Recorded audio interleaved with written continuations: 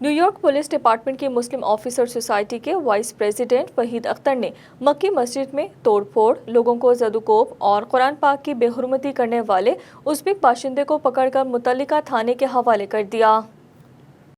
امریکی ریاست new York کے علاقے کونی آئلینڈ ایونیو پر واقع مکی مسجد میں ایک ازبک باشندے نے گھس کر نہ صرف قرآن مجید کی بے حرمتی کی بلکہ توڑ پھوڑ بھی کی۔ واقعے کی CCTV فوٹیج میں دیکھا جا سکتا ہے کہ ازبک باشندہ مسجد میں رکھی ہوئی دینی کتب اور قرآن مجید کی بے حرمتی کر رہا ہے۔ ویڈیو میں دکھایا گیا ہے کہ ایک بزرگ نمازی نے اسے روکنے کی کوشش کی تو ان سے بھی بدتہذیبی کا مظاہرہ اور زد و کوب کرتا ہے۔ نیو یارک پولیس ڈپارٹمنٹ کی مسلم آفیسر سوسائٹی کے وائس پریزیڈنٹ وحید اختر نماز مغرب کی ادائیگی کے لیے مسجد پہنچے تو اس شخص کو متعلقہ تھانے کے حوالے کیا۔